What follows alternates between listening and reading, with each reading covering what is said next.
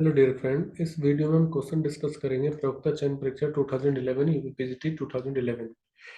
और वैसे भी ये क्वेश्चन काफ़ी टीजीटी पीजीटी में पहले आया हुआ है, और अगर आप क्लास 11th में हैं तो आपके लिए भी क्वेश्चन बहुत इंपॉर्टेंट है if you are preparing for any competitive exams. Question is, if the acceleration due to gravity on the earth surface is g, the gain in potential energy of an object of mass m raised from the surface of earth of height equal to re of earth is। यदि पृथ्वी तल पर गुरुत्वीय त्वरण g है तो m द्रव्यमान की एक वस्तु को पृथ्वी तल से पृथ्वी की त्रिज्या re के बराबर ऊंचाई में स्थितिज ऊर्जा में वृद्धि होगी। चलो क्वेश्चन पहले समझते हैं कि हो क्या रहा है। तो मान लीजिए कि हमें अर्थ को कंसिडर कर रहे हैं कि स्फेरिकल बॉडी, ओके, और कोई ऑब्जेक्ट है जो कि अर्थ के सरफेस पर पहले रखा हुआ है यहाँ पर, और मान लो कि ये रेडियस ऑफ अर्थ है आर। अब इसको सरफेस से ले जा करके इतनी हाइट ऊपर हम ले जा रहे हैं, इतनी हाइट ऊपर हम ले जा रहे हैं कि उसकी जो हाइट है वो रेडियस ऑफ अर्थ के बराबर हो चुकी है। बोला है ना, M is raised from the surface of earth height equal to radius of earth, तो एच बराबर कितना हो गया आर। इतनी ऊपर हम उसको ले जा रहे हैं ऑब्जेक्ट को। आगे पूछा है जो चेंज इन एनर्जी होगा, एक्चुअली गेन इन एनर्जी पूछा है कि कितना होगा गेन इन पोटेंशियल एनर्जी। तो पहले मैं आपको पोटेंशियल एनर्जी का फॉर्मूला बता देता हूँ। मान लो एक प्लेनेट है एम मास का, कैपिटल एम मास का, और कोई ऑब्जेक्ट है स्मॉल एम का।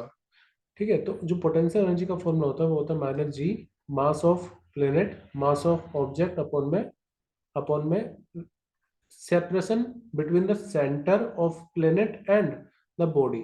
तो यहाँ पर सेपरेशन हम लेते हैं किस किस का, जो ऑब्जेक्ट है, मान लो दो मास है m1 और m2, ठीक है, उनके सेंटर से सेंटर तक के बीच का लेट सेपरेशन है r। तो उनके बीच का पोटेंशियल एनर्जी का फॉर्मूला होता है जी m1 m2 अपॉन r। ये ग्रेविटेशनल पोटेंशियल एनर्जी का फॉर्मूला है। ठीक है, जैसे आपने देखा होगा दो चार्ज के बीच में फॉर्मूला होता है k q1 q2 upon r। तो ये जो r है वो सेंटर से हम डिस्टेंस मेजर करते हैं, सेंटर टू सेंटर हम डिस्टेंस मेजर करते हैं। ठीक है, तो इसी फॉर्मूले का यूज करते हुए अगर मैं ये देखूं कि जब वो ऑब्जेक्ट सरफेस ऑफ अर्थ पर है, अर्थ के सरफेस पर है, सॉरी, अर्थ के सरफेस पर है, तो उसका जो पोटेंशियल एनर्जी होगी वो बराबर होगी माइनस जी, जो कि ग्रेविटेशन कांस्टेंट है, मास ऑफ अर्थ। ठीक है, भले क्वेश्चन में नहीं दे रखा हो कोई दिक्कत नहीं, अभी मैं उसको रिप्लेस कर दूंगा। मास ऑफ अर्थ इंटू में मास ऑफ दैट ऑब्जेक्ट जो हमें दे रखा है स्मॉल एम, तो मैं उसको स्मॉल एम ले सकता हूँ, अपॉन में जब सरफेस पर है तो सेंटर से लेकर के ऑब्जेक्ट तक का जो सेपरेशन है वो कितना हो जाएगा, रेडियस ऑफ अर्थ के बराबर, यानी कि आर ई के बराबर। अब जब ये ऑब्जेक्ट ऊपर जाएगा यानी कि यहाँ पर, तो जो टोटल सेपरेशन होगा between the object and the centre of earth वो कितना हो जाएगा। देखो, ये यहाँ से यहाँ तक आर और यहाँ से यहाँ तक आर ई, यानी कि टोटल जो सेपरेशन हो जाएगा, यानी कि स्मॉल आर की वैल्यू वो कितनी हो जाएगी, 2 टाइम्स रेडियस ऑफ अर्थ।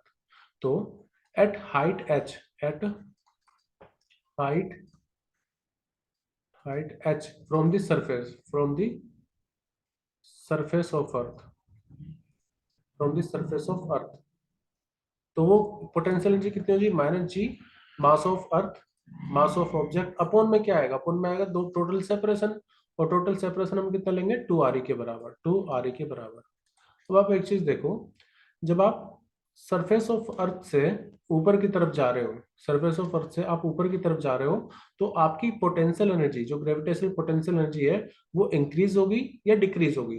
तो अगर मैं मान लो ये सब फैक्टर को 1 मान लेता हूँ, या यहाँ पर देखो ये G M M upon R E इसमें भी और इसमें भी है, यहाँ पर ये माइनस के 1 है और यहाँ पर ये माइनस के 1/2 मतलब 0.5 है, तो ये नेगेटिव में है।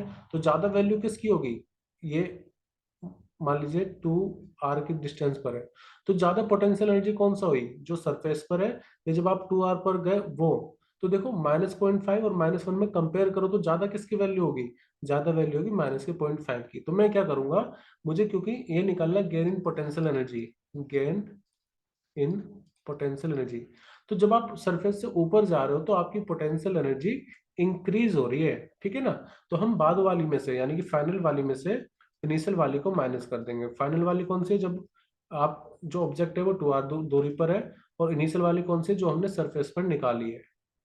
तो हम क्या करेंगे, इन दोनों का डिफरेंस अब लेंगे, बस वही हमारा, मतलब वो तो नहीं लेकिन हाँ उससे हम आंसर के करीब पहुंच जाएंगे। देखो, इसमें से इसको माइनस करो, यानी कि माइनस के G M M upon 2 R minus G M M upon में आर, ठीक है ना। इसमें से जो आपको कॉमन दिख रहा है पहले तो आप वो कॉमन ले लो। देखो ये माइनस माइनस क्या हो जाएगा, प्लस हो जाएगा, ठीक है। तो आप इसको ऐसे भी लिख सकते हो, माइनस माइनस प्लस हो गया, G M M upon R, और ये तो माइनस ही अभी भी, माइनस के half G M M upon में आर, कॉमन ले लो, जी एम एम अपॉन में आर कॉमन लोगे तो वन माइनस के 1/2 बचेगा, ठीक है। ये हम डेल्टा यू निकाल रहे हैं, गेन इन पोटेंशियल एनर्जी। तो इसका मतलब ये कितना आ गया, 1 में से 1/2 जाएगा तो 1/2 जी एम एम अपॉन में रेडियस ऑफ अर्थ।